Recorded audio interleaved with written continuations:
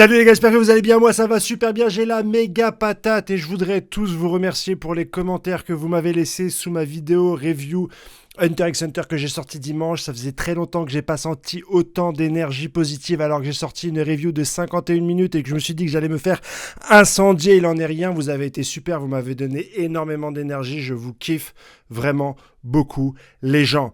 Dimanche, je fais mon marathon du Cap Ferret. Donc si tu veux m'envoyer des petits commentaires sur ma vidéo, eh bien n'hésite pas à le faire dimanche pour m'encourager. C'est un grand défi que je souhaite faire et que je vais enfin réaliser. J'ai un peu de stress, mais je me suis quand même pas mal préparé, donc j'espère faire un bon chrono ou au moins le finir sans blessure. Et voici un super cadeau que m'a fait mon pote Morpheus. Vous pouvez le suivre sur Instagram, Morpheus296. Je vous mets directement son Instagram en commentaire. Je lui ai demandé de me faire un dessin un petit peu pour imager ma passion pour Dragon Ball Z. Et tu peux voir qu'il a vraiment pris ce boulot au sérieux. Tu peux regarder l'intégralité de ses dessins et même lui faire des commandes.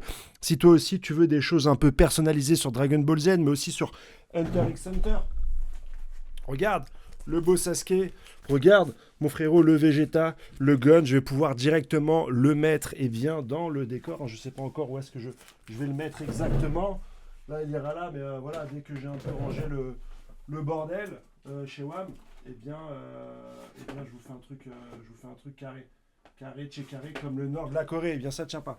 Mais on va faire un truc assez cool à ce niveau-là.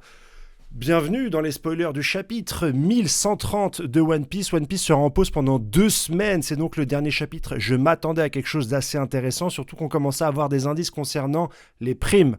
On a tout de suite imaginé les primes de Mugiwara, mais vous allez voir, c'est un peu plus compliqué que ça. Surtout un chapitre d'introduction finalement à Elbaf. On a presque eu un hors-série en ce qui concerne les 3 derniers chapitres. Alors certains ont apprécié, d'autres non. Vous me l'avez dit directement en commentaire, vous n'avez pas hésité à noter votre haine pour ces 3 derniers chapitres, même si moi j'ai trouvé ça quand même intéressant qu'on prenne notre temps un petit peu d'aller fouiller tous les ancrages des Mugiwara concernant Elbaf pour pouvoir nous les mettre dans peut-être ce dernier arc qui va ressembler aux arcs qu'on connaît avec vraiment une découverte et pas seulement de la baston, de la bagarre, de l'intrigue ou de la politique, chose qu'on risque d'avoir en masse dans la dernière partie de l'œuvre.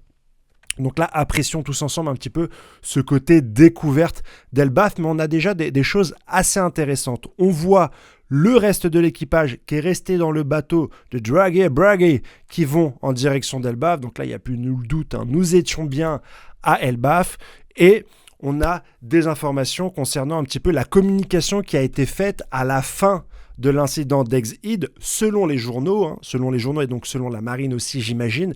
C'est Luffy qui a tué le docteur Vegapunk et qui a réussi à se sauver grâce aux géants. Ce qui va avoir un impact sur les primes de Bragi, qui vont avoir des primes de 1,8 milliard chacun et qui vont être identifiées comme des personnes qui ont aidé les Mugiwara. On a des informations sur ce Sherlocky, on ne sait pas encore si ça va être lui finalement l'antagoniste final de cet arc Elbaf, mais on sait qu'il a tué son père pour un fruit du démon légendaire. Est-ce qu'on va apprendre à travers cette histoire la manière, la technique qu'a utilisé Barbe Noire un petit peu pour subtiliser le fruit de Barbe Blanche en le tuant? J'imagine que c'est forcément lié, peut-être que c'est ça, ou alors juste Loki a tué son père parce que son père avait le fruit entre les mains, mais ce serait pas mal, à travers le développement d'un autre personnage, qu'on en apprenne un peu plus sur le pourquoi et le comment de ce cher Barbe Noire. Ce serait quand même hyper intéressant. Les amis, Luffy quitte son groupe pour aller voir un personnage qui est enchaîné à un arbre, on ne sait pas c'est qui, mais ça doit être certainement quelqu'un qui va commencer à lui introduire l'arc d'Elbaf, et c'est surtout un chapitre descriptif où on va voir un petit peu, pas l'entièreté de l'île, mais un beau morceau de l'île d'Elbaf avec Yggdrasil. Il y a une passerelle au milieu où il y a le château et le village d'Elbaf, donc sur cet arbre géant, Yggdrasil. On voit également l'orthographe d'Elbaf qui va s'écrire E-L-B-A-P-H, ça ne sera pas un F.